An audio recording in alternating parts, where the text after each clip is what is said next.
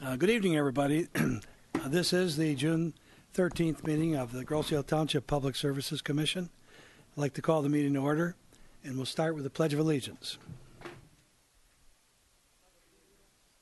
Flag of the United States of America, republic for which it stands.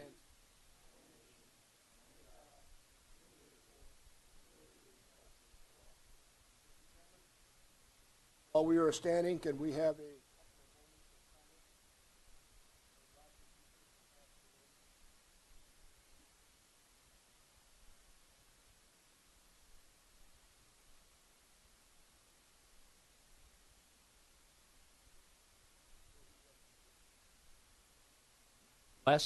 Les, would you just tell everybody who Roger was? Good idea.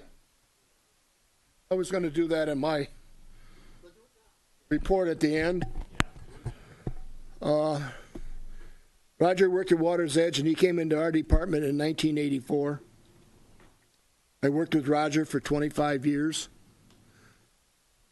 He was a very hardworking individual, a very talented man. He was a Vietnam vet. He had an S2 certification, and he did all of our locating as far as staking and everything. Roger was such a handy and crafty person that I remember when he took an old Bell telephone truck and he converted it into a mini RV.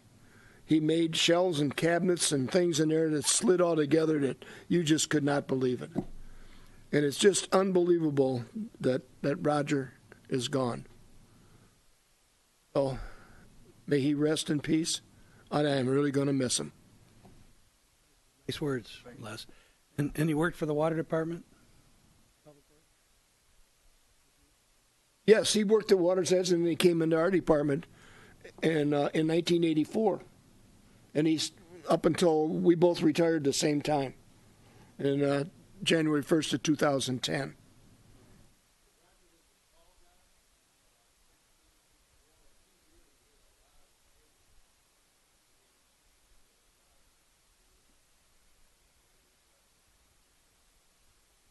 We put a shovel in his hand.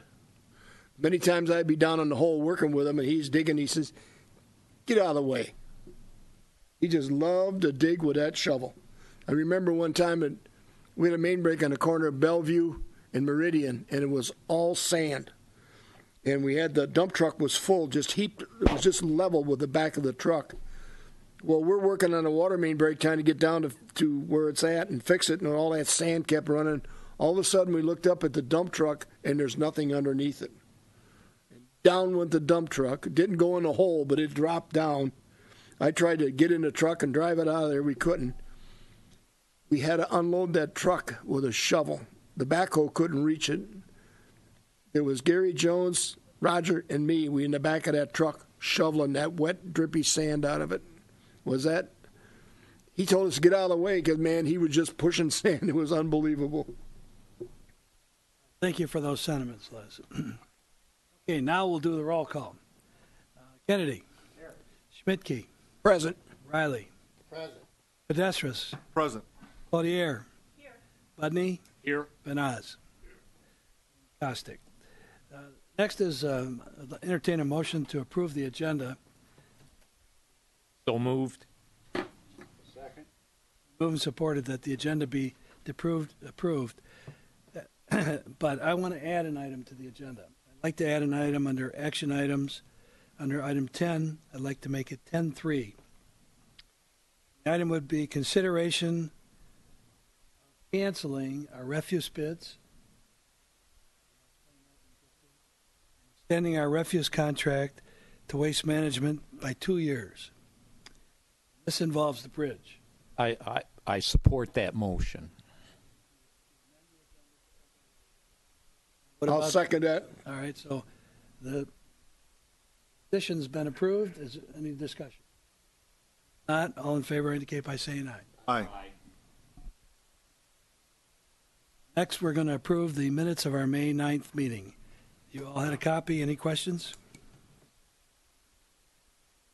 With none, I'd move to approve the minutes of the May 9th, 2017 meeting. There's support. Support. Support of the minutes be approved as distributed. Any comments? All in favor indicate by saying aye. Aye. Aye. Opposed? Minutes are approved. And next on pages 7 through 14, you have approval of bills, vouchers 13,610 to 13,617. Are there any questions? Not, I'll entertain a motion to approve. Motion to approve vouchers 13,610 through 13,617.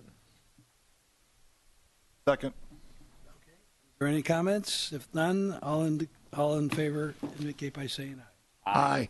Opposed? Vouchers are approved. Statements of revenues and expenditures, that's just an updated report. If there are no comments, we'll accept the report. Any comments? Report in. Next is item number 8, approval of the treasurer's report for month of May 2017, found on pages 21 and 22. Are there any comments? None. Just one comment, the usual question, where do we stand with Wayne County and the repay? I have been keeping up with Wayne County. We originally filed the reimbursement of our second $500,000 at the end of March, or early March. So hearing nothing for a couple weeks, I call them up and I say, did you get our thing? Because we still haven't received payment. So she says, no, we didn't get it. So like on March 26th, I send them all the information. And again, I keep checking it. Where's the status of our 500,000? Where's the status of our 500,000? Lo and behold, on June 6th, we get a response back that the board has to approve it in the county level. And we're like, what? So there, behold, I get everyone involved. I'm like, okay, this is more than what's going on. So Bill Kostick asked me, and I sent out the information that was the response from them, that it needs to be a budget adjustment. And attached to our invoice is actually what I gave them is the, we have the contract signed with them. There's a purchase order for $1 million that's already been encumbered with them. And Bill said, well, why don't you talk to some of the other communities and see if they received theirs. I talked to Canton, who said, yes, they did. It wasn't an issue. They just received it very recently.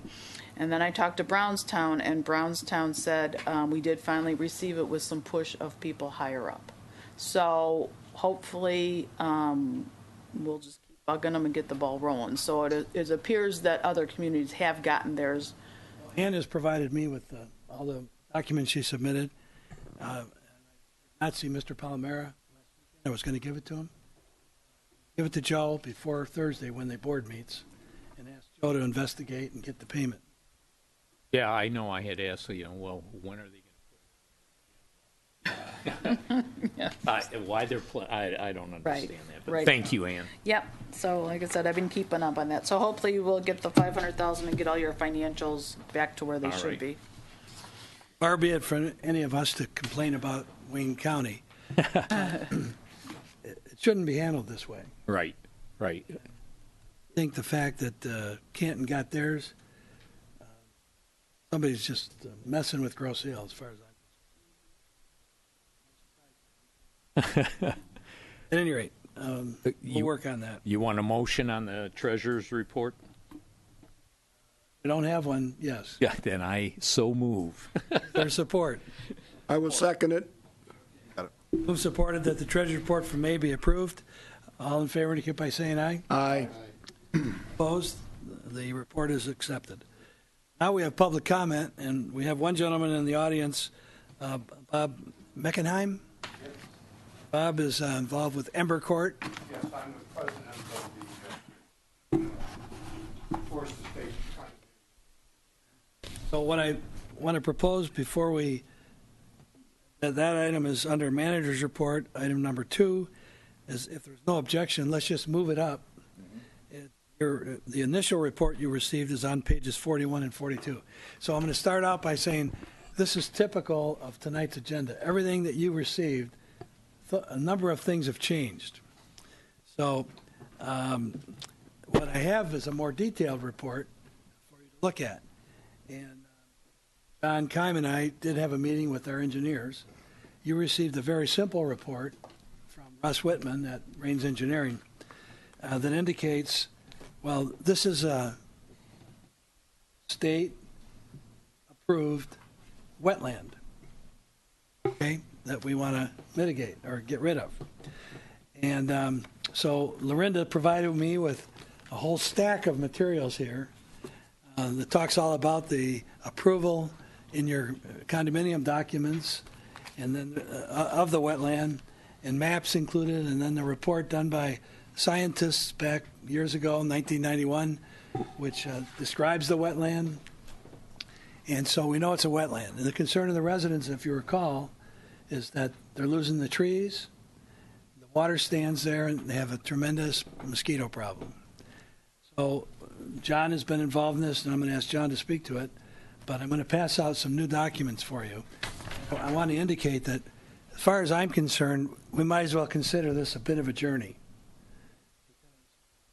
Brought to us last month, we have some information now with some idea of where we might direct this to solve the problem, alleviate the problem. And the first real step from here tonight would be, as I'm going to ask you after you hear more details, we need to go and get MDEQ out here to look at this wetland and give us their advice on how we can eliminate it.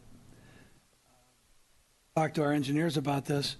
MDQ is tough on this. I mean, they may just reject it and say no, but we're going to take the cause of the residents to them if the board agrees. So I'm going to pass out the information we just got this afternoon.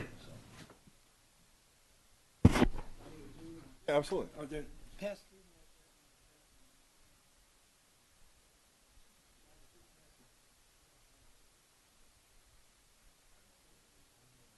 I don't need it. Got plenty of paper. I'll be underwater if I see that.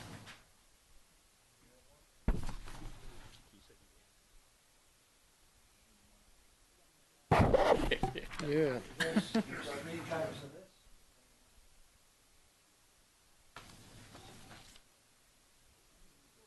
John? Our houses. We got our houses on here. Hey,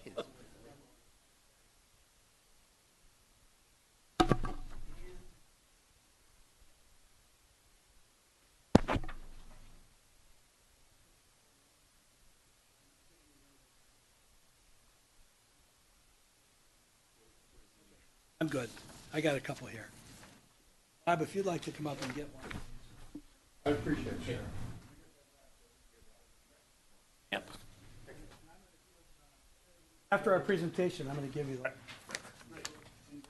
the... Are the maps different? One extra. You have two?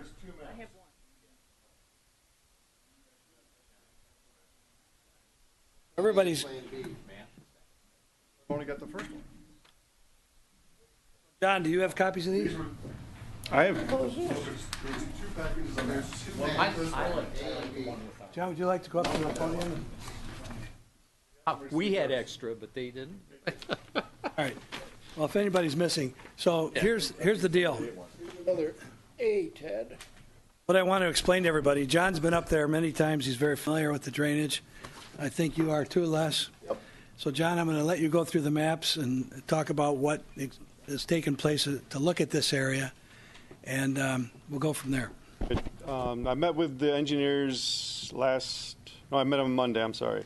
So we went out and shot some elevations in the wetland area of Ember Court. As Plan A states, it's possible to put a catch basin on the south end of Ember Court wetlands, and then You point that out on the map, you've got it right there. catch basin that would be installed. We'd have to acquire an easement between the two houses coming out the Stout Road right there.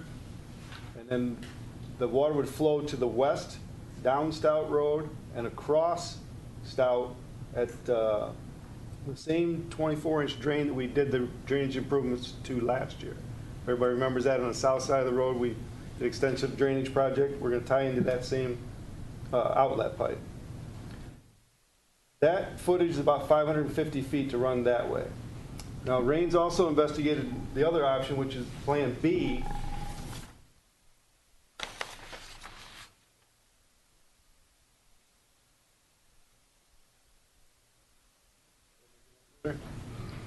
Okay, so Plan B, you would put the catch basin in the same location, which would ultimately be the deepest part of the wetlands.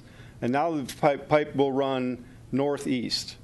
And that pipe will be 1,200 feet long, and it'll run up to the corner of Park Lane and Oak River Drive. So at this point, like Bill stated, the biggest thing we need to find out is if MDEQ is even going to be favorable to even investigate doing this. We do have to hire a wetland consultant to go ahead and do his study to say, yes, this is wetlands and this is how you have to go about draining this wetland. The engineering company does. Correct. Because Bill Kraus and his company used to have a good wetlands expert, and they were very effective in dealing, and it might be worth seeing who those guys are. Like Tony Kraus or young Bill, they might know who their wetlands guy was, because I think they had a long time ago, they had some problems, and that guy was pretty effective if he's still doing things. Thank you, sir. Okay, so there's two cost estimates. Plan A, which goes to Stout, Correct. that will, that cost, and these are on the high side. In this case, we're dealing with the county on Stout Road. You're here for Ember Court, sir? Yeah, I'm 7984. Stout? Yep. So at any rate, that project is $145,000. If we go from the low spot, nearest to Stout, and go to up by Oak River and Park Lane, that cost us $215,000. So certainly, from my standpoint, it would look like we would best be served to go to Stout, but that remains to be seen yet. Also requiring Wayne County approval. But I asked our engineers put together a summary, this list of things that would have to be due, these functions. So we'd have to perform a topographic survey because the old ones, they feel, even though probably 95% nothing's changed, we'd have to update it to submit it to MDEQ. We'd have to obtain a wetland consultant, as John just talked about, and to look at the wetlands. We have to locate the wetlands in the field, actually draw a new boundary around them. Determine the best drainage improvement. Engineers would do that. Design the improvements. Submit a wetland area work plan to the MDEQ for a permit. And submit a drainage plan to Wayne County for their review. Prepare construction drawings and obtain bids and build a project. So, in talking to our engineers with all these things to do yet, the next step would be for the engineers and probably one or two township representatives like John, maybe myself or Jim, to ask MDOT or MDEQ to come out and go visit the site and get their advice of how we can eliminate this wetland. Bill, I have a question on looking at the letter from Russ and the map of the wetland. There's wetland, and then it appears that wetland goes over some of the properties. So can we do this by ourselves, or do the individuals have to partner with us? Do they also have to request it? Since it looks like it goes, that wetland outline is on their lots. Well, it's not just open wetland. Russ did ask that question. I think it's a good question to clarify. We can just get an answer to that, and I don't have an answer. Work from that. But if you look at if that map is correct, it obviously goes on to, let's see, lot 5, 6, 4, 3. Yeah, correct. It almost backs up to 22,053. Okay. So we just, and we should ask the question and to make sure we get all the parties involved, proper parties involved, and don't get a hang up down the road because, Representing everyone in your association. Yes, I'm the president of the association.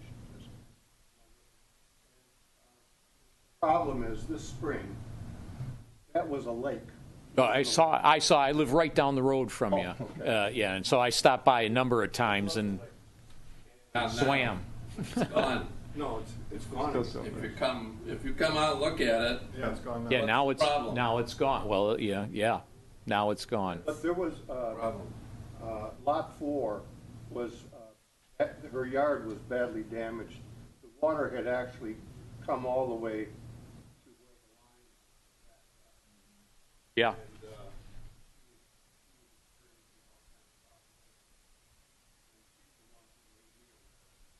problem, and property values.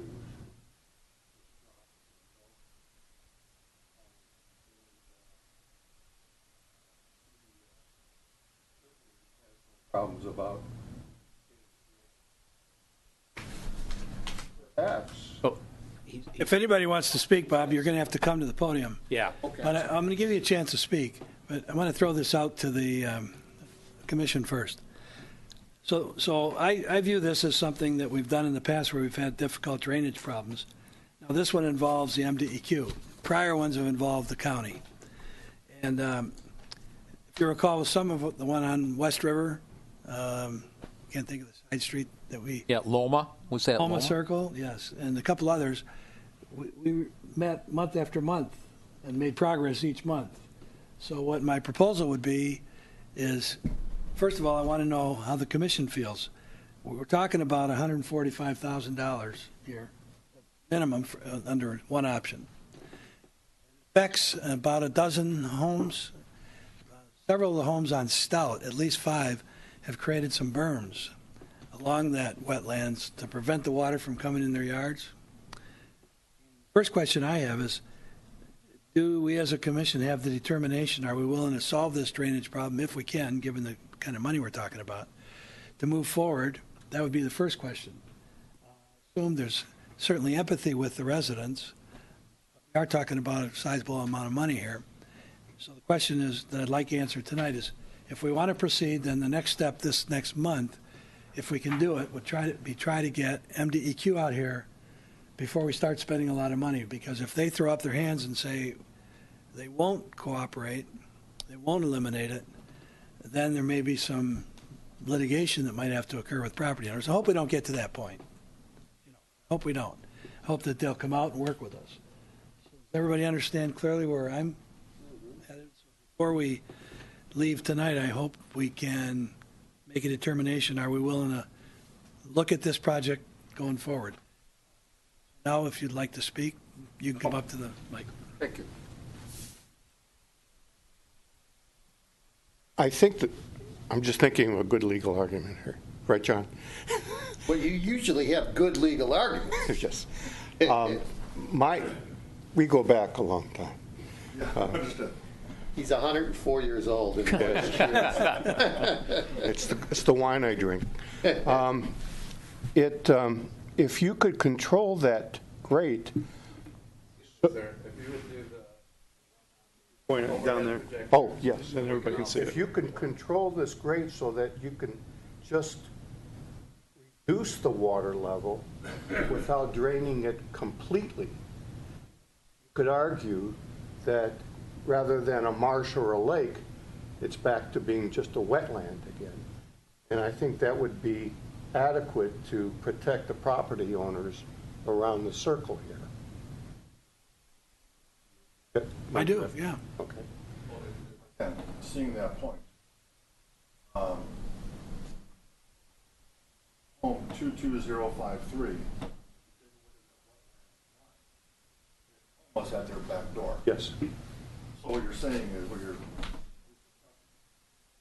She's the one who's most badly damaged by this. yeah, half of her property is wetlands. Yes. So even if it's controlled, to still maintain that a wetland, is she okay with having half her property still a wetland?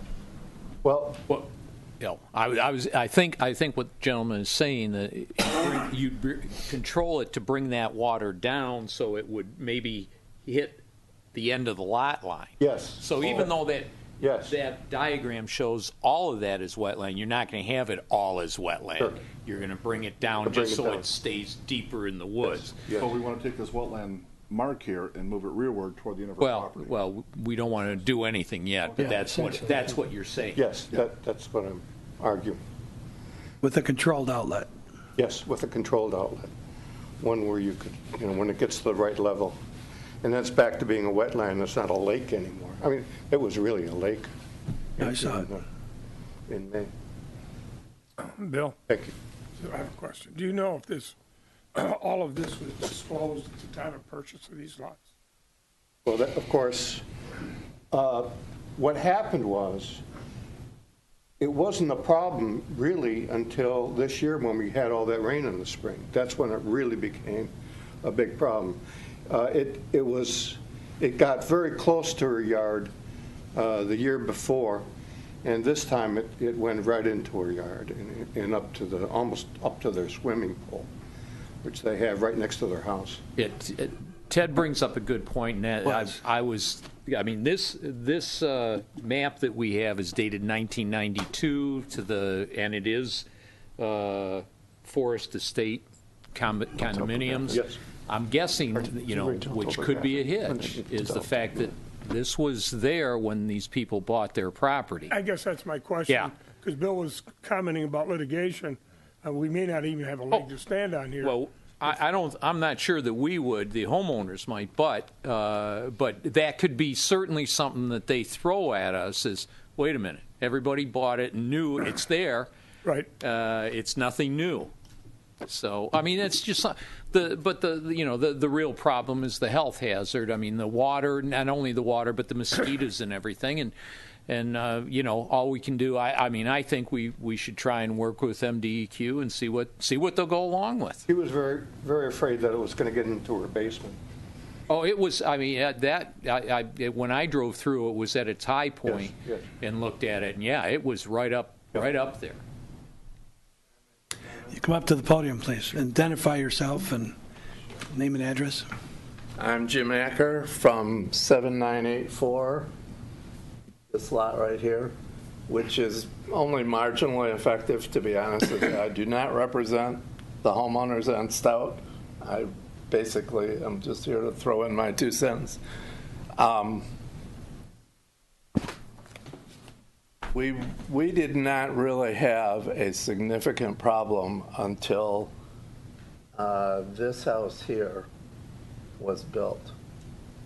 This lot had a major swale going through it, and according to my neighbor, Craig Redfield, who I thought was going to be here, Ann Redfield's husband, they recall that there was some sort of an issue when the permits were issued for this house.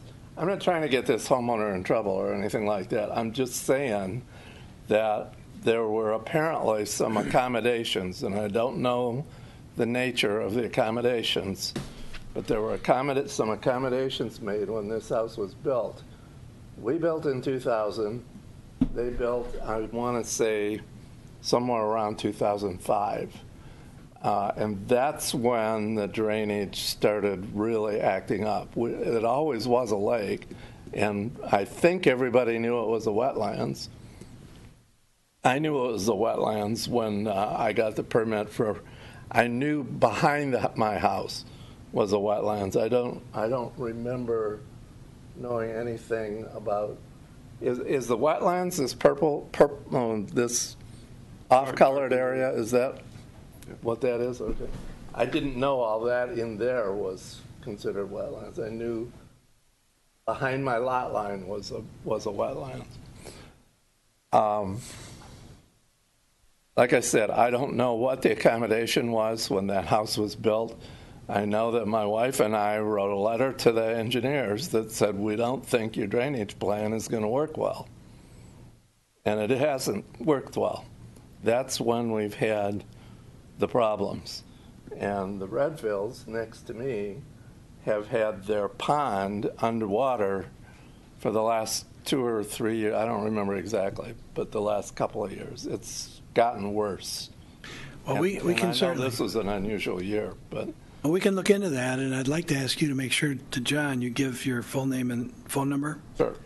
and an address before you leave tonight, and we'll look into that aspect of it too.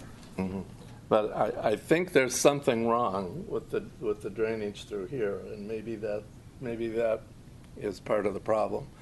The other thing that I'd like to say about having the drainage to Stout, when I looked at that crossover drain, it looked to me like the drain was about this high above the bottom of the ditch. It's going to be lowered. I just can't see your hand, so you're talking a foot? I'm sorry. Yeah, Okay. maybe a foot. It's going to be lowered about. It would be lowered? Yeah, it's lowered. Going to be Okay. lowered 14 inches. Okay.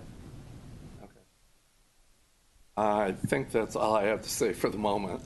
Thank you. Thank you. Okay, everybody's talked. So back to anything else, John? No, that's all. So you get the gentleman's contact information. So back to the commission. The question is, want to keep pursuing this, given the cost aspects we're looking at? You know what I would say?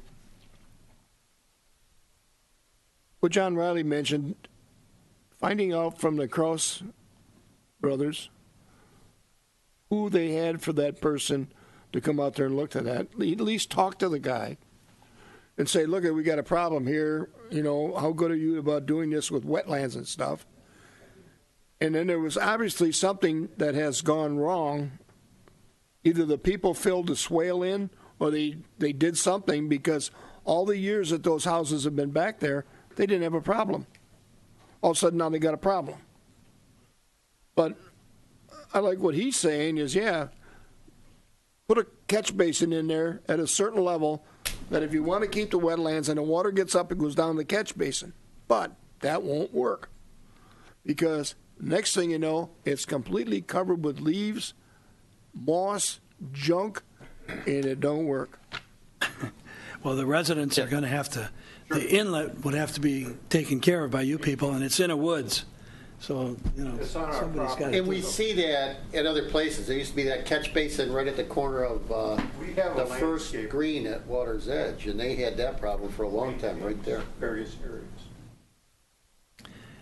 Bob, I didn't hear what you said because I was talking. You have to come up to the, We've had catch basin problems. What about We that? have a You need to landscape. come up to the podium, please. Anytime you talk, you have to be at the mic. We have a landscaper who maintains other areas of our Okay. common areas. And so we certainly could assign to him to keep that drain functioning. Debris. Yes, free of debris, exactly. The other thing is, since we own this property, if you decide to go ahead and do this, I think you may want a letter from us in writing giving you permission to enter onto the land and do this, just to make sure that, well, that's a good point. When we get to that point, yes, I mean, if it looks like we can work something out with the state, MDEQ. I'll hold a board meeting and we'll draft All right. and vote on this to give you permission to do this. Okay. Come back to the podium. I have another question regarding this gentleman. Are you saying that all of this area here you own? Yes, we own all. I thought that was township green space. No. It's a wetland. It's actually Well, I private. know, But I it- thought but it's that owned by- In addition It's to a that. designated wetland in their documents.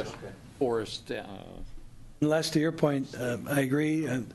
There are consultants that do this. The firm that did the initial one is a well-known firm statewide. It's called ASTI. They're scientists. ASTI. I think they used to be out of Brighton. But we would take a couple of proposals. Well, also another thing, John could have Lorenda look back in to the permanent file about that house, the footprint of that house, and see what they did. We will. I made note of that. Good. So the question is, does somebody want to make a motion that we continue to pursue this? I would move that we pursue pursue this with MDEQ to see if anything can be done for Ember Court. There's support for that. I will support that. And moved and supported then that regarding Ember Court, and hopefully we can get a report back by our next meeting, which would be the second Tuesday in July. Hopefully, if we can get MDEQ out here, that we pursue asking them if there's anything that can be done to minimize the water retention on the site. Agreeable? Like the photos I provided last meeting, I would be happy. Okay, we've got your contact information. That'd be good. You can't tell now that there's a problem. Photos might be helpful. 22053 has photos also, and we would be willing to supply them too. Okay, thank you. Okay, so we have a motion on the floor. All in favor, indicate by saying aye. Aye. John, did you get the motion down? Yes, sir. And Okay. Bill, Any opposed?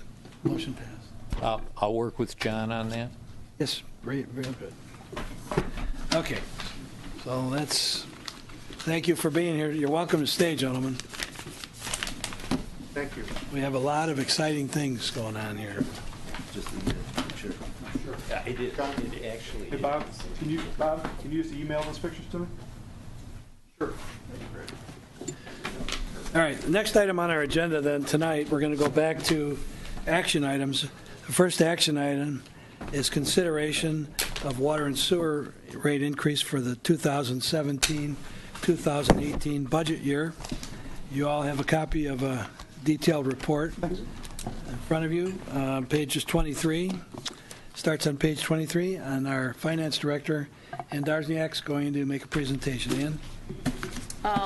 Do you want to read the motion in the history, or? Sure. Since 2010, the Detroit Water and Sewer District, now known as the Great Lakes Water Authority, has established a fixed monthly cost recovery to cover usage decline and revenue shortfall for all wholesale customers. Gross Seal's new fixed monthly charge went from $62,600 to $65,200, which is a 4% increase. The billed price per 1,000 cubic feet MCF increased from $11.64 MCF to $12.62, which is an 8.48% increase. So what we're really getting from the Great Lakes Water Authority, Detroit, is for an 8.48% increase. This was discussed extensively at budget time by the Commission in February. So you were there, Lenny. Mm-hmm. And Brenda, from now on in February, you're going to get to go over this stuff at budget time. So what we've been able to do through other budget cuts that we've made, there's no increase in sewer, but there's just a 1.75% increase, a 1%, 1.75% increase in water based on the average consumption of an average household of 25 gallons. So, Ann, anything else I didn't say you can add? Yep, I'll just kind of go through it. So every year we adjust the rates, we look at the budget, and we see what's needed to make the budget balance. The first couple sheets, 24 and 25 and 26 are what we get from Great Lakes Water Authority. Calculations are looked over by our engineers, and he probably understands it more than anyone. To go through that is almost like reading Japanese. But he does look at it. He looks at he looks at all the other communities and compares and makes sure that everything is apples to apples. What some of the sheets that I like looking at are we do this page on 27. It actually gives a great history of what start out as Detroit rates and what Grosseal rates have been over the last 20 years. You can look recently over the last several years, Detroit started charging a fixed fee. Before it used to be based all on usage and what we purchased. Now they combine it because they need to take care of their infrastructure needs. So they have a fixed fee that they can be guaranteed, and now they bill us based on our consumption on top of the fixed fee. So it appears they're kind of making the switch from fixed from what it was, based on usage to fixed. Now they're moving that allocation more to the fixed so they can guarantee what they're bringing in, because usage is very up and down, as we all know. Actually, our usage has been pretty constant over the last couple of years, so it's not gone up tremendously, and it's stayed pretty constant. And we do the budget based on that. So if you look at what they have given us, like Bill had said on the first page, overall increase based on both those computations, based on our usage and based on the fixed charges, is an 8.48%. That is what Detroit has given us. If you look at the last 25 years, and I took it into account, it's about 8% per year. That's what it's pretty been. So we try to adjust our rates. When we did this year, if we look at what we needed for our budget, we thought, what, our rates were good, the budget looked good, so we just wanted to pass on, because if you look over the last couple of years, our rates that we've given to the residents have been 14%, 13%. So they're kind of getting in line of what our usage is and what our needs are for the department. So in the last year, even though Detroit has given us an 8.4% increase, we could absorb, that's about an $89,000 difference. If I looked at the budget of last year to actual to this year, it's about $89,000. And to reach that $89,000, the increase would be 3% in the water rate. So it would be from 10.50 to 10.82. So basically that is what we're passing on this year. We could operate with what we had. We're just trying to pass on the rate to the residents of the increase in just that Detroit. Obviously, our rates consist of covering a lot of different things: maintenance, employees, administration, capital improvement, bond payments. So that's all we're passing on this year. It would be a 3% equivalent to just the rate passed on from Detroit. Does that make? Land. Have any questions? 3% or 1.75? No, 3% is just that portion of it. So if we go to the next page, if we look at total bill. So I think this is a good exercise. Talking about page 28? Yep, page 28. We can go through page 28. It's a good exercise because when we say that, we got to remember the water, such as the water amount line item is one line item. There's a bunch of things that go in the computation of rates. So what we're doing is, if we have a bill from currently what we are at and what that effective July 1st rate would be, because we'll impose it on July 1st bills, we're going to take the water rate from 10.50 to 10.82. So it's a 32 cent per 1,000 gallons. So the only part on your bill, water maintenance, stays the same. Only the water consumption will change. Everything else remains the same. We didn't need to raise the sewer rate. Sometimes we do. Our sewer rates are sufficient to cover our sewer needs. So if you look at the bill on a normal 25 to 30,000 gallons of water per quarter, this is a quarterly bill. It went from $4.55 to $4.63, which was about $8. So your total bill that we'll see a change is 1.75% overall in total bill. But total water was just a 3% increase. Everybody follow Understand that? This is what we do every year to deal with this unpopular issue. Are there any questions? Okay. Put explanation in. Hearing none, I'd like to entertain a motion to recommend to the Township Board that the water sewer rates, that the water rate be adjusted 1.75% per quarter. 1.75. Yeah, overall, yeah. Displayed in the Finance Director's water bill comparison to be effective July 1, 2017. So moved. Support. For additional questions, we have a motion and support. Hearing none, all in favor indicate by saying aye. Aye. Aye. Opposed? Motion passed. Thank you, Ann, for being here on Thank you. that subject. That explanation handy for the board. Yes, I will. Good night, gentlemen. And ladies, I forget. No, you give that to Lorena. Okay, the next item on our agenda, consideration of our annual alternatives for our annual TV sanitary sewer inspection program.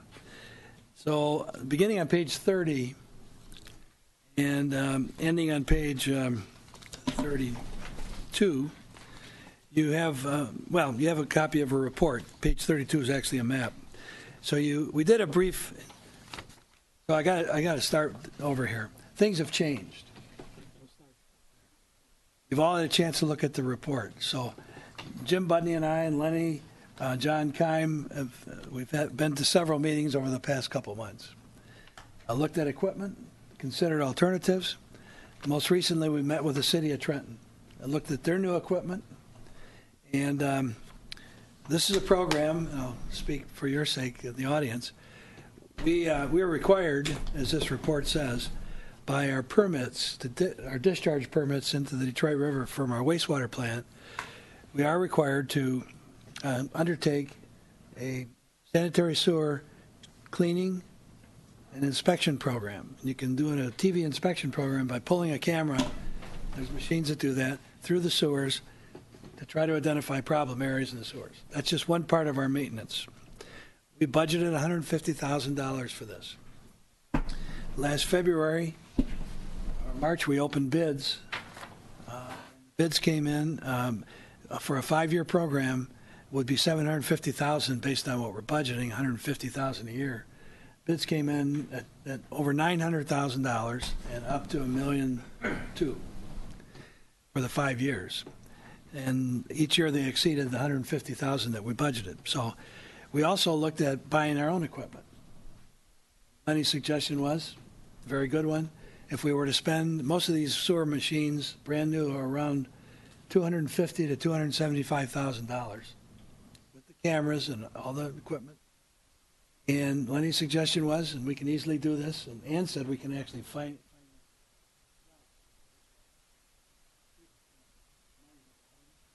Oh. But anyway, we could spread the cost over 5 years. Do that, do it ourselves.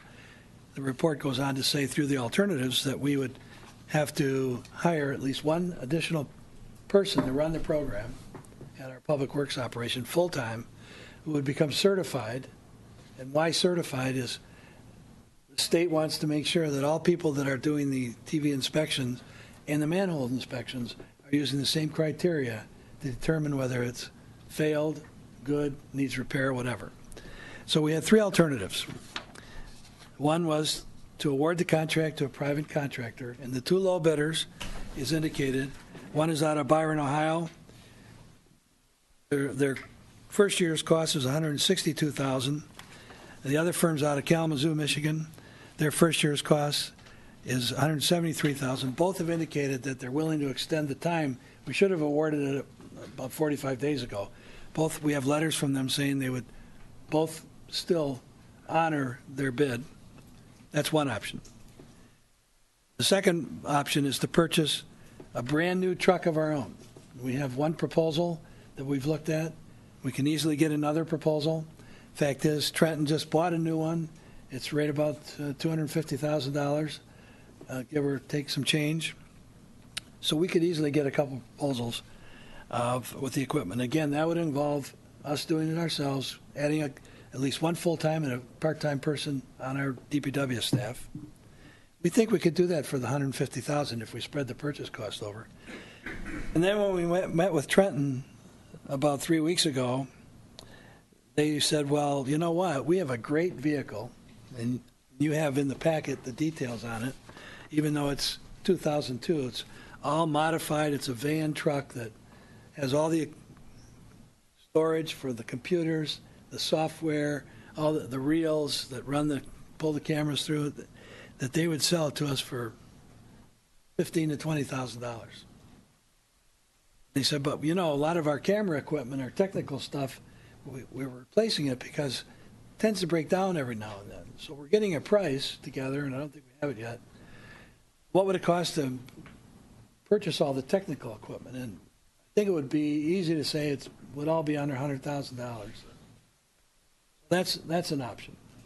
Well, what's changed? You can see we crossed out a figure on page 31. Last Monday night, not yesterday, but a week ago, the DPW director in Trenton took the proposal to the city council in Trenton, and they said, oh, no, you can't just sell it to Grosse Ile. You got to take bids. You got to advertise and take bids on the truck to dispose of it. Probably there says that in their purchasing ordinance. So that's where we are. And so their DPW director hasn't set up, in fact, he's on vacation this week, hasn't given us a schedule of when he's going to bid it, how he's going to bid it, and what have you. So we're really nowhere. So John and I have discussed this, and I think, Jim, you've been involved in that. I think we favor, at this point, trying to do it ourselves. I don't know how you feel, Les. Buying equipment, either new or used. And so what we could do between now and the next month is two things. If we're going to submit a bid on the used truck, Ted and Jim, we'd have to go to the township board because we're going to be purchasing something in that amount. So that's one issue. We could also actually firm up our prices for purchase from the one firm out of Grand Rapids that already quoted a price. We're not disclosing the price. Firm that price up, and then solicit a new price from a local supplier in the Detroit area that supplies municipalities with this equipment, and then try to seek a third, but at least get those two firm prices in hand. And so we would still be moving forward, but it's taken a little longer than we had hoped. But you have the report. That's all I got to say. Do you have anything, John, at this point? I think we should see what everybody has for input on, do you want to contract it or do it in-house? And then I'll have some comments on that. Well, let's... What about, is there any other alternative? It seems that 7 intelligent people could look at some type of alternative that may not be just buy a used vehicle with probably a lot of hours on it, if not miles. Is there any other alternative that anybody can think of? Well, the other alternative would be a lease. Well, how would that work now? Lenny? Lenny, I'll let you... Let me take this off in bits and pieces. Yeah. This truck in Trenton, regardless of how this thing will go out for bid, there's no way to track the hours on the powertrain. Ford didn't put a mile or an hour meter in until 2005. So this truck may have 200 or 300 or 400,000 miles on it based on the number of hours it's ran. Even though it's dirt cheap, with the cost to take and re-equip the vehicle, the asset's still going to be worth what the VIN plate says. So I think that's putting good money after bad, even pursuing a used vehicle. Yeah, the only thing, and my thought to that is, since they're holding off, we should see if we can, get that truck looked over and see what condition it's in before we make a bid. All the DOT records?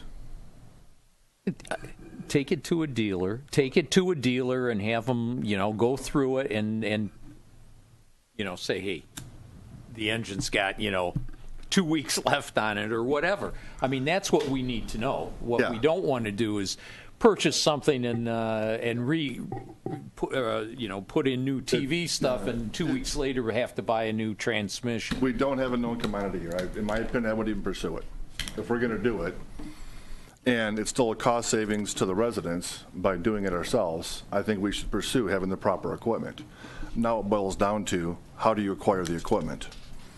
So the equipment right now is at $270,000 roughly. Of that, $173,000 is the actual equipment.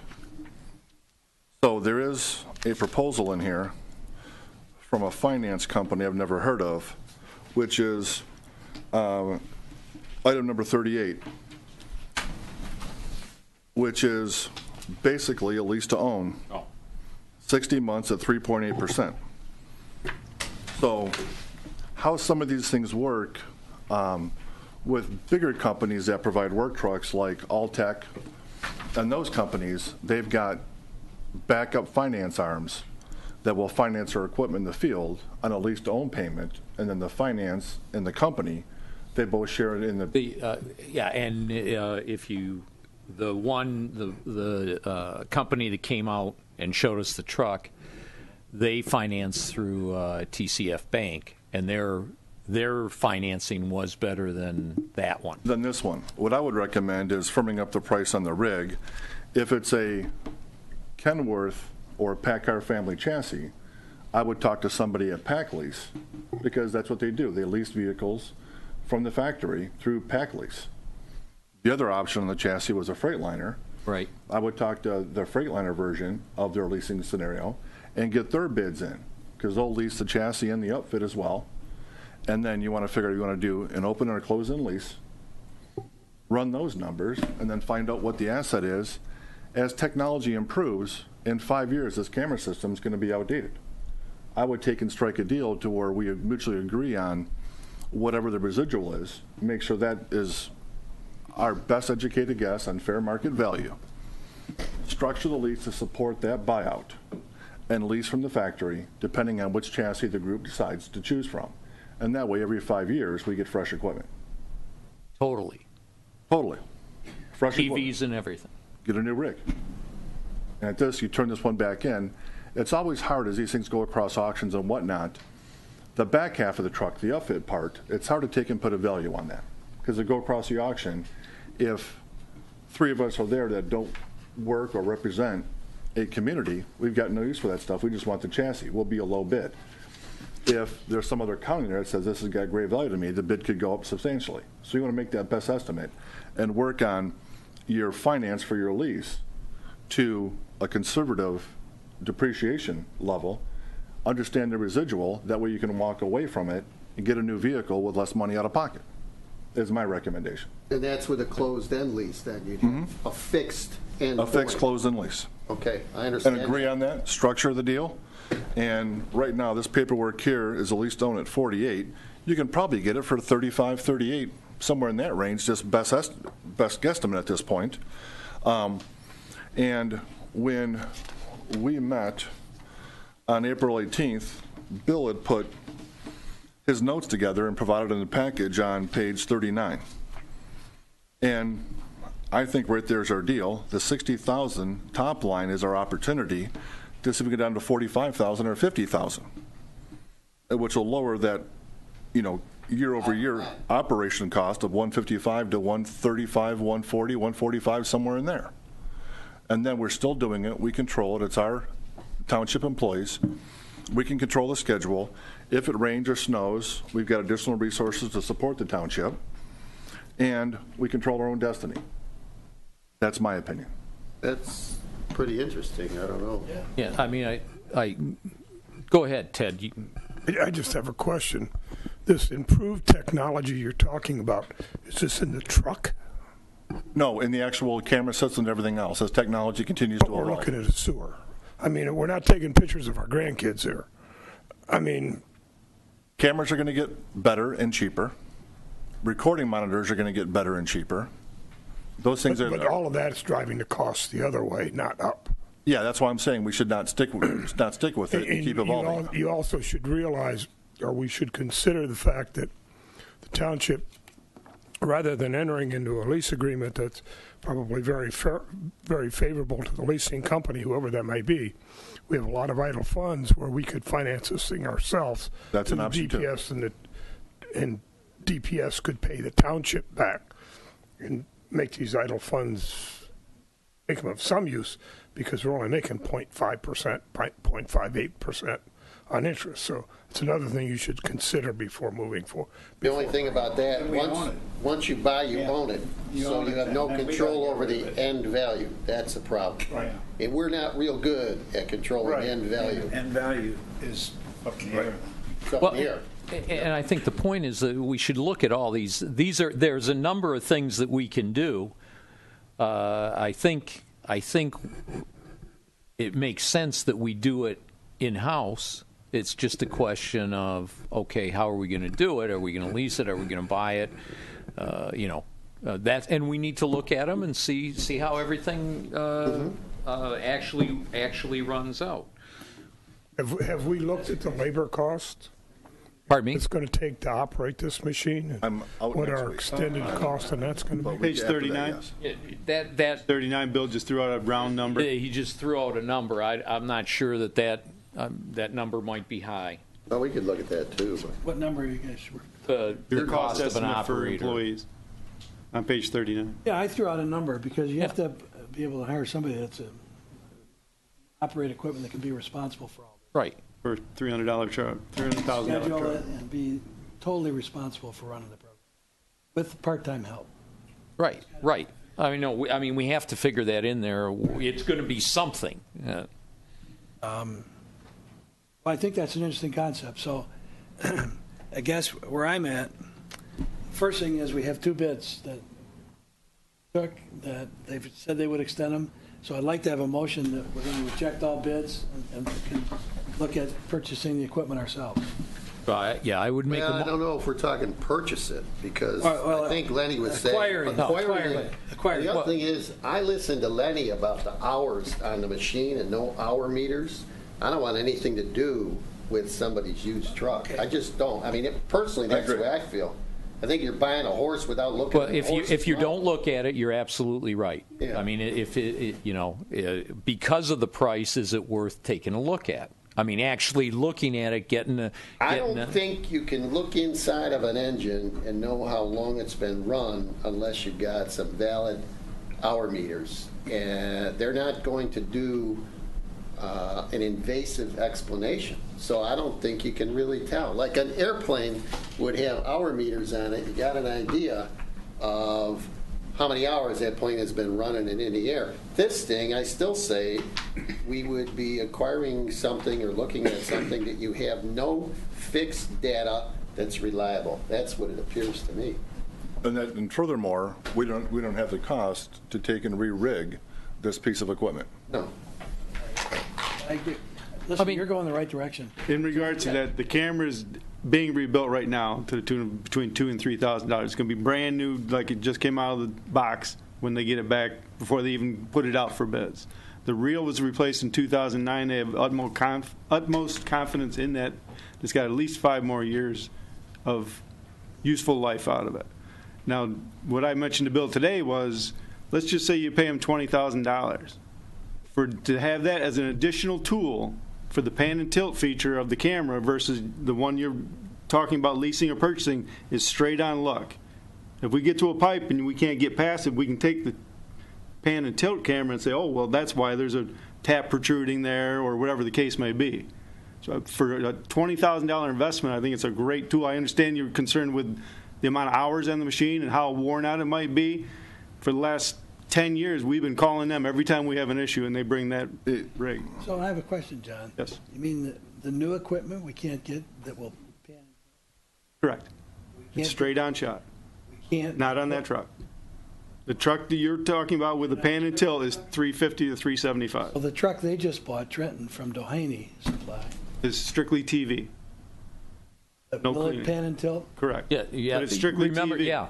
Bill. The one you're purchasing or want to purchase is cleaning and televising at the same time with a straight-on shot because it's attached to the hose. Versus a TV truck is on a tractor-mounted camera that you can steer and turn and face it any direction you want it to face it, 360 degree.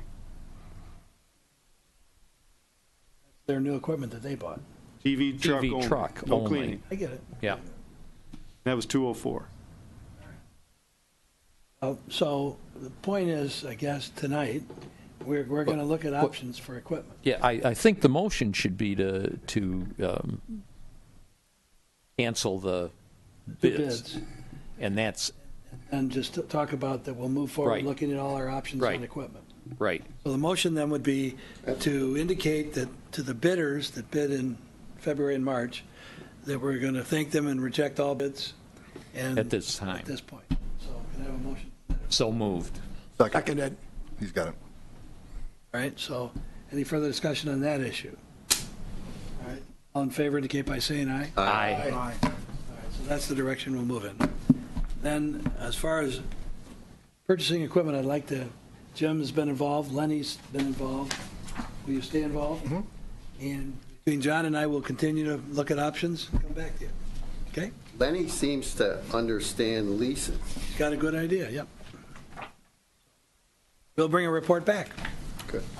This probably means that we won't undertake the program this year, because by the time we acquire something, but as long as we have everything in place, the next spring, we can, after the spring rains, we can get the program going.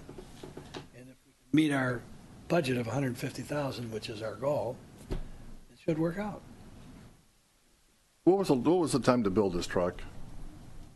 Your truck, did he tell I don't you? remember him saying. 3 months, maybe? Yeah, typically 3 to 4 months is common. So from the time we say go, it's 3 to 4 months to actually have it delivered.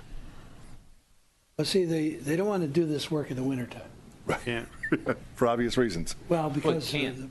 You can't. the pipes are frozen, Right. and you don't want to do it when there's a lot of water. So summertime's the best time to do it. Or when you have dry weather. It could be in March, you have, like last year, you could have done it. So I think we're missing our window for the work, but if we get the program off and running this year, that's a good thing. We haven't gotten it off and running.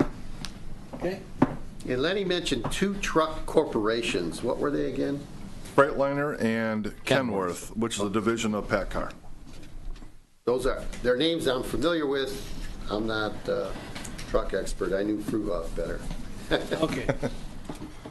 Can I bring up one more thing? Yes. Yeah. Sure. I think while we are looking at the cost of the equipment, I think we ought to look further into the breakdown of the labor cost. And what my question would be, do we have any idea from the bids that we received, how many man days of effort would go into fulfilling that contract from the operators, John?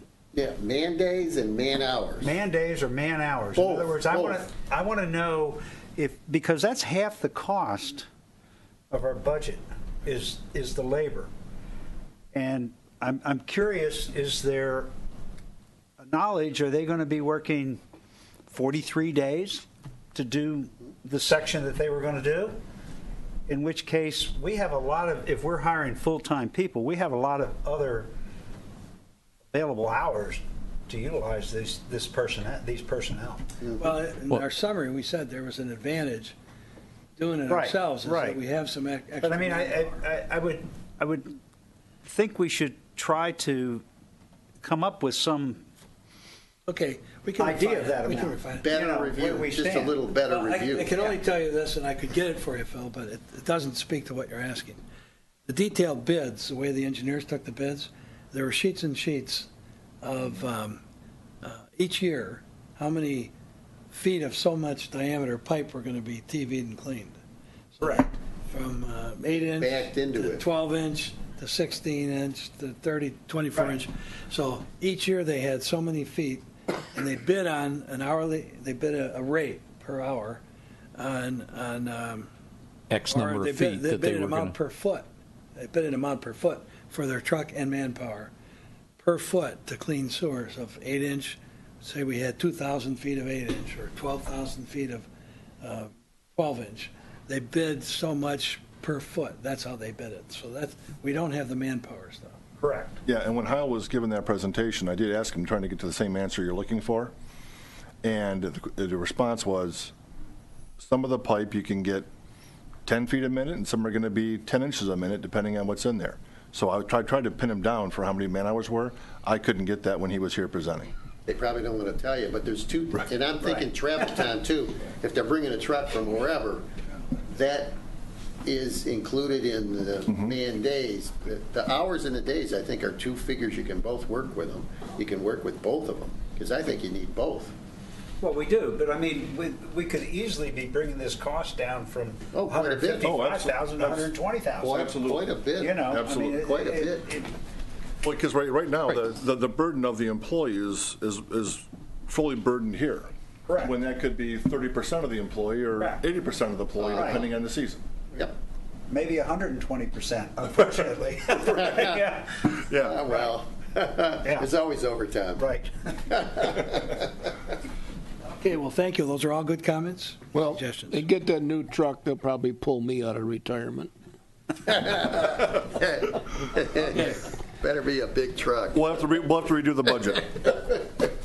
Maybe just put a camera on your back. I'd let you.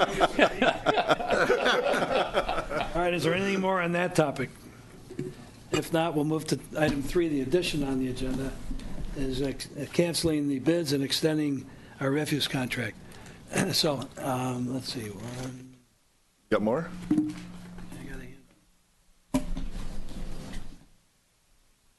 Yes, this is for John. Yeah, one here. Here. Let's keep one of these and see if you... There's no assembly charge here tonight, is there? No, if there's a... Okay. Oh, here. I'm just So if checking. there's an extra one, let me know. There should be I think 4 there's there. just total of Ted 4. should get one. Total of Before you read this, and it's important we read it, I want to give you the background.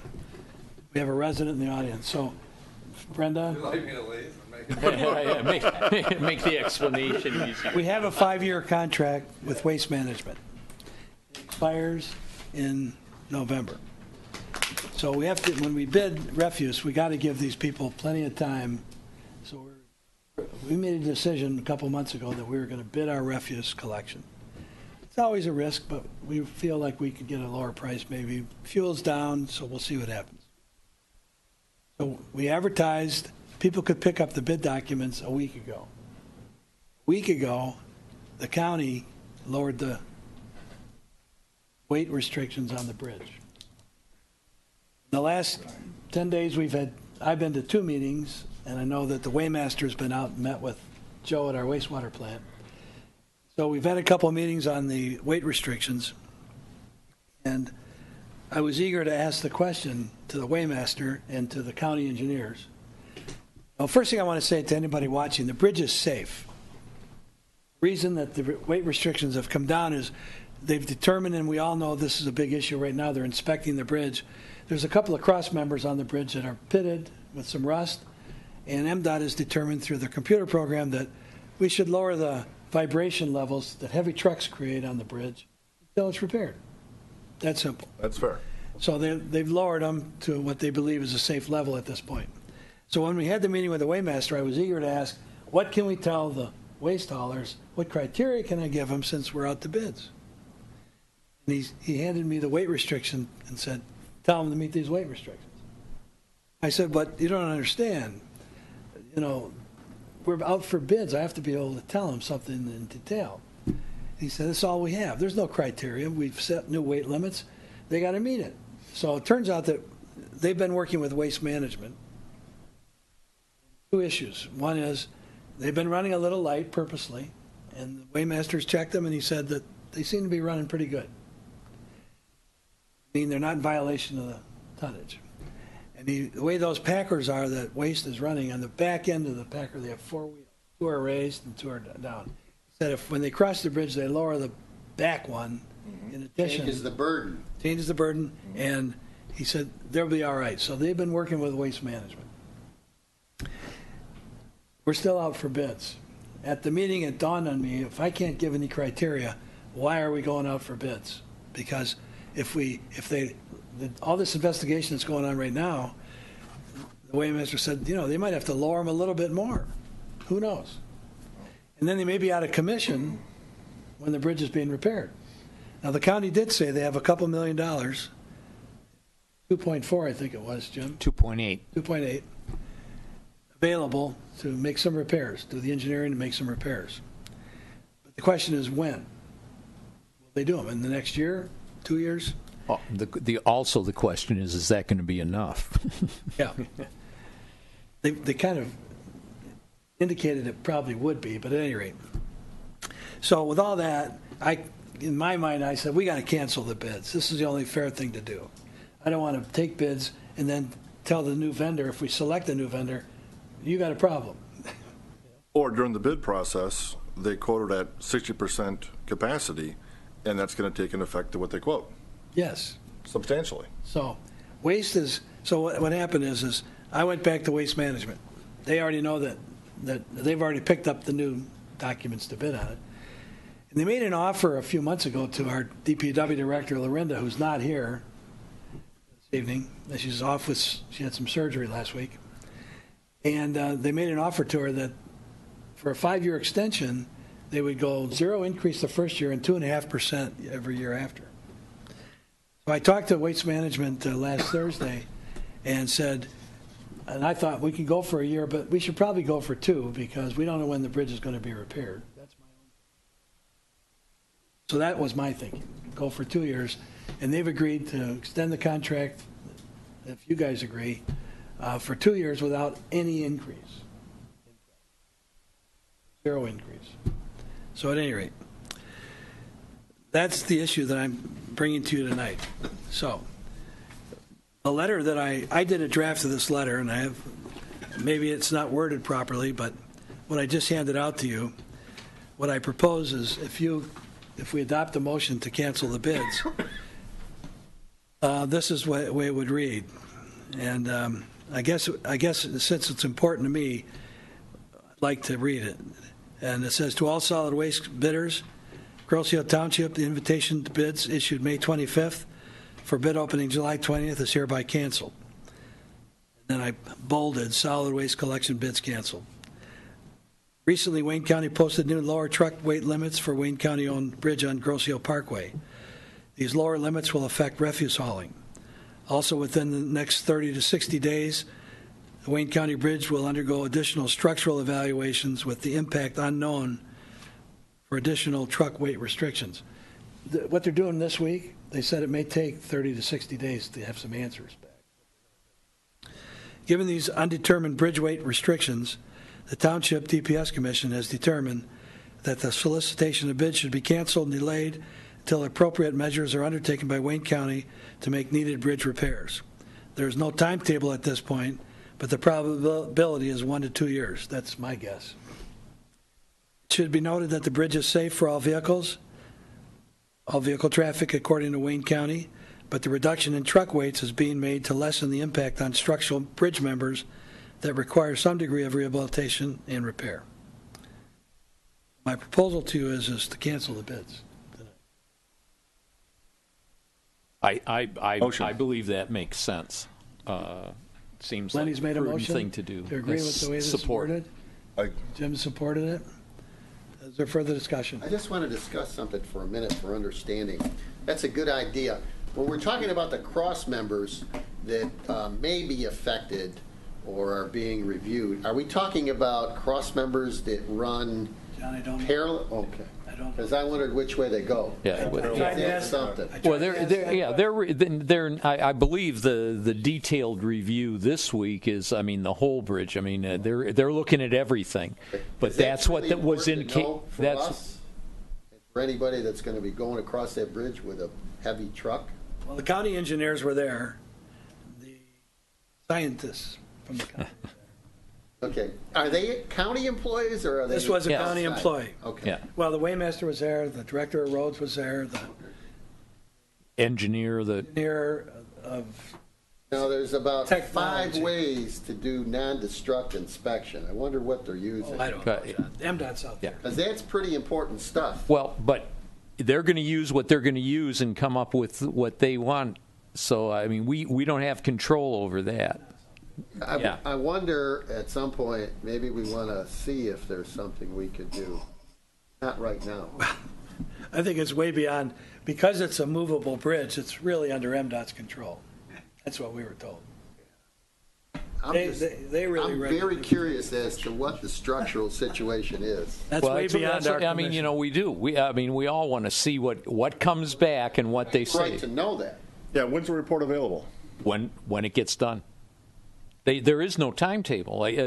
Bill just said 30 to 60 days to run this information. No, that might be. And it could be longer. I would think. But I would think our township board is going to want us to see the report.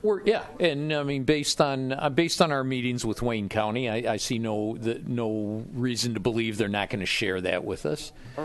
And I will say this. Well, let's first deal with this motion. Okay. Is there any further? No, we're ready to vote. Okay.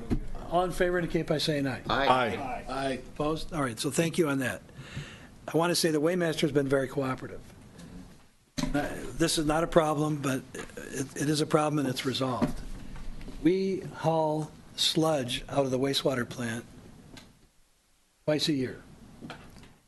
Sludge is applied to farm fields, mostly in Monroe and Lenawee counties, as I understand it. We also discussed the sludge hauling. Now, the sludge hauling is a big deal because, as I recall, Joe Keefe at our wastewater plant said that they're going to take tanker trucks of sludge out twice a year, and that time is coming up towards the end of this month of June or early July. Depends on when the farm field's available, when the sludge is ready to be hauled. And there's going to be like 25 tanker trucks. They're all going to be overweight. The county has agreed to do it. Normally, for a tanker truck, the weighmaster would weigh them on a normal basis like he does any truck, and it would take 45 minutes to an hour. Right, Jim? Were you there? So what they're going to do is they're fabricating a scale based on a plywood and some other things they're going to do at our wastewater treatment plant. On the cement, they can weigh it, they can make an appointment with the weighmaster. He'll spend the day there, and they'll weigh the trucks right there. And we'll have to have a police escort each tanker truck. No other vehicles on the bridge when they're going across. Take 5 minutes, or 5 miles an hour. 5 miles an hour. But the max. point I want to make is the weighmaster has been out there. He's really working with Joe to solve the problem. So that's a good thing. That's good. He's working with Where us. will they put the scales? In front of the plant? John, I don't know what they're building. Okay. He said in the meeting, he said to the director of roads, I'm going to go to our carpenters and ask them to build some plywood platforms, and we'll do a makeshift scale. Put some load sensors in. I was worried about garbage. Is there any issue with getting chemicals on the island for the treatment plant?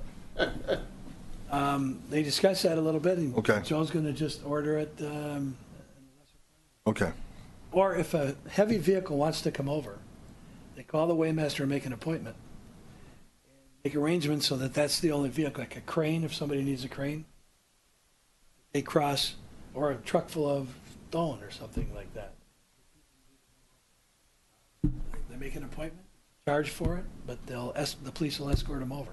Yeah, they have to get a permit too as part of it. So I mean, yeah, it's We not talked about that for other reasons. Yeah, Right. not a simple thing, but it can be done. Okay. All right, well, thank you all on that. So, any comment, Ted? You're looking at me with a jaundiced eye. All right, thank you. The next item on the agenda. Good idea.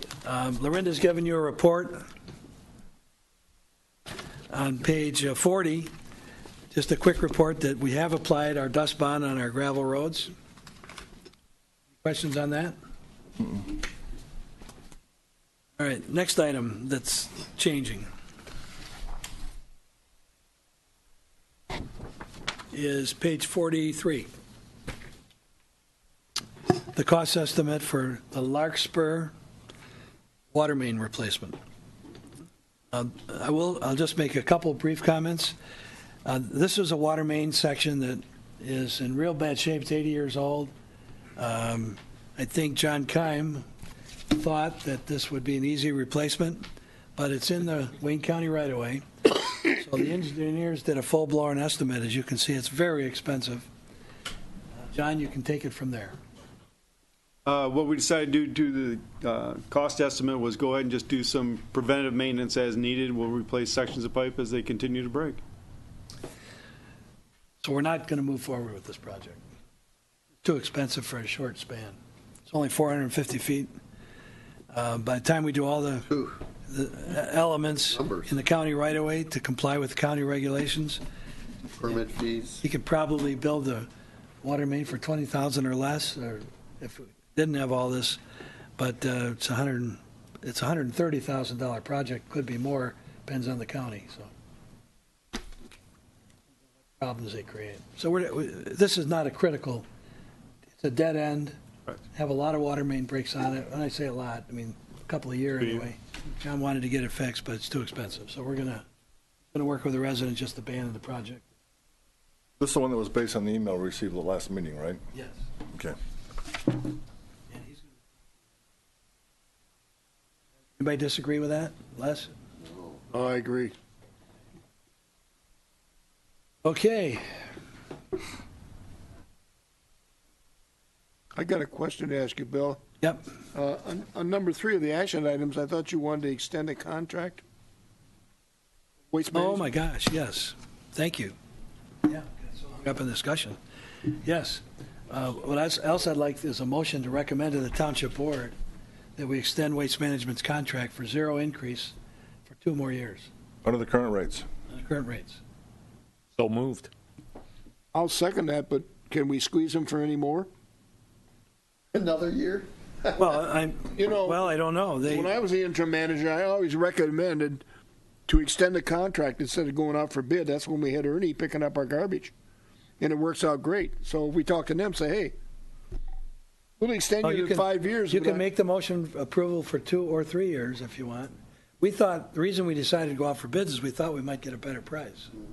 Yeah, that's Service. Yeah, that's the only problem with extending it, and they keep their price. But if things change and the prices go down, What if the bridge project goes 3 years?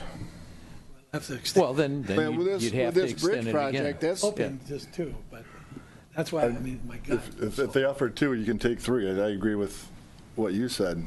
Push them for another one to protect ourselves Yeah. right. in the event the bridge project goes out 3 years. If you do it for 2, you gotta start looking at the bids in a year, so it gives us more Yeah. breathing. So you're, So, yeah. you're going to approve 2 years and Approve 2 and ask ask them for for 3. 3. Well, I'm That okay sounds with good to me. Okay, I'll second that. You made the motion. I second it. Oh, who made the motion? We all understand you made a motion, Mr. Bundy. So you made the motion is to approve Approve 2 and ask for an 3. extension of Waste Management's contract for 2 years. Ask him for 3. In that case, would be 3. And this would be recommended to the Township Board at their July meeting. Correct. That's what I told Waste Management. Correct. Right.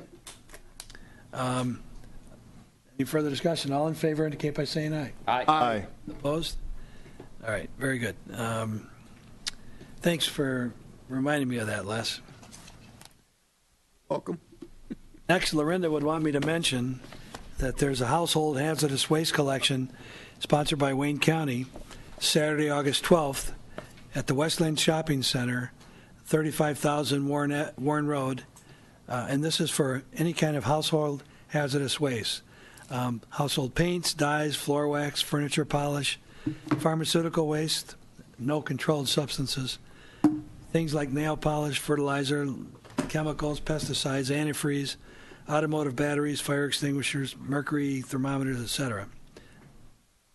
And electronics recycling, computers, fax machines, cell phones, printers, keyboards, and so forth.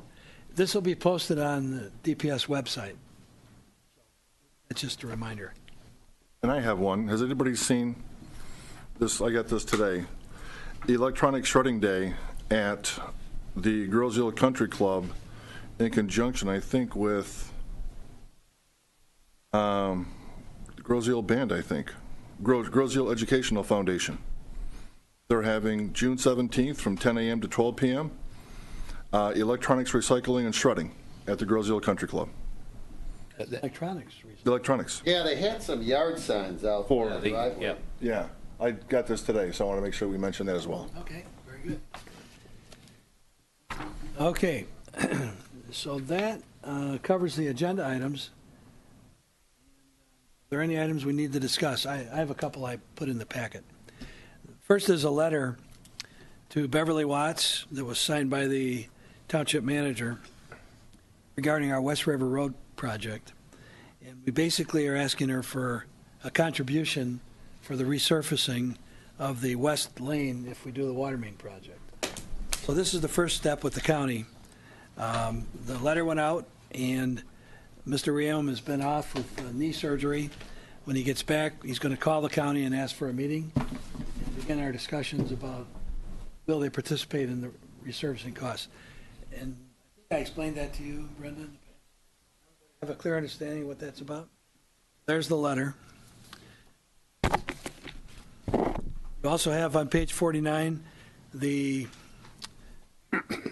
statement by Supervisor Loftus about the bridge, press release. Then you have, for your information, a brand-new commission chart with phone numbers. Brenda, hopefully everything's correct on it for you. That's your home phone or cell number? It is. I can give it myself. That's fine. We'll talk about that. We can add it, okay? And then I have an article here that was given to me by Les. I don't know if you noticed this, Les. This is an article about chip sealing, which we did some last year. And at last month's meeting, Les Schmidtke presented a copy of the Kalkaska newspaper that describes a plan by Michigan Department of Transportation to 17-mile stretch of M72 between Grayling and Kalkaska, which is the way to Traverse City for many of us. And they're going to do a double chip seal. A chip seal. On a highway, they're going to go, where people are traveling 55, 60 miles an hour. They run, Harsh weather up there, they run too. 70 or 80 on that road. Or higher. Trucks drive on it, Weather. and there's harsh weather. So I thought it was a great article, Les. You know, some people thought our chip seal program was great. Some didn't. We thought it was a way to save money and effectively help maintain our roads a little better. And we ran out of money to do it in the future, but We got both feet done? Got both feet done we got both feet. of East River. So at any rate, I thought it was an interesting article. I wanted to share that with you.